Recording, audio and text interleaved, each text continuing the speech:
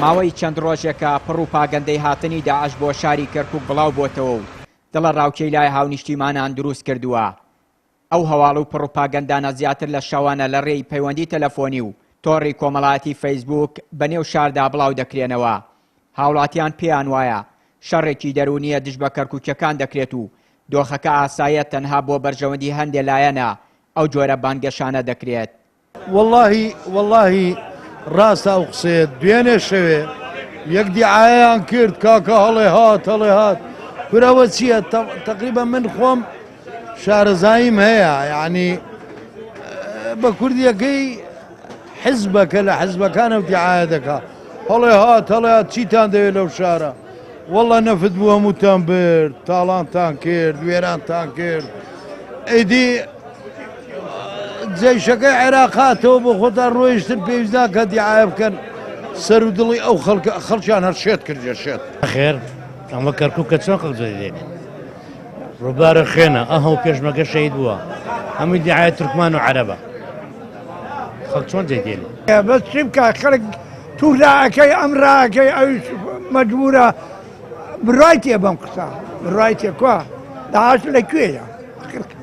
ئەو من دوێنێ خزمێکم من داوایەکم و هەم خاڵوانە لە کفریوە هاتیە وەڵڵاهی ئەیوت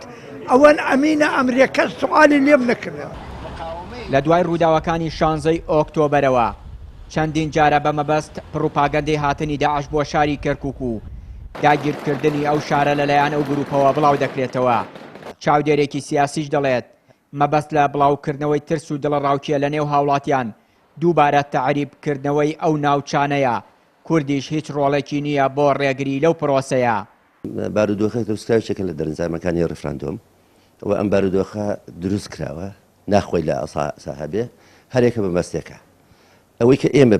بیزانین ئەوەیە کە نەتیجەی سەردانیەمەدارەکانمان بۆ دیەکان و بەتایبەتی داوچەکانی دووبز و داقووق و نەتیجە ئەو معلوماتانەی کە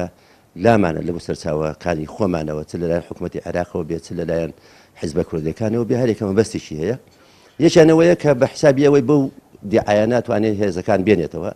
هێزی پێشمەرگە بێننەوە و هاتنەوە هێزی پێشمەرگە دیارە شتێکی باشە و بەڵام لە ئەساسا بەبێ و معلوماتێک کە هی حکوومەتی عێراقیە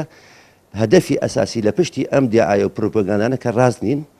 و هەمووی مەسەی تعریبە پرۆسی تعریب دەستی پێگرێتەوە لەبەرەوە بێ حیزبە کوردەکان و خەڵکی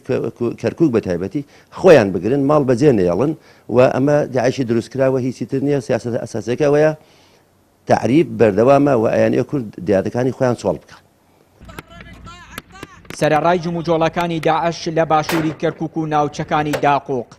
بەڵام هێزە عێراقیەکان ناچن بە هانای ئەو هاوڵاتیانەوە کە نزیکن لە جموجۆڵی ئەو هێزە چەکدارەوە. هەرەمە شوای کردووە کوردانی دانیشتووی ئەو سنوورانە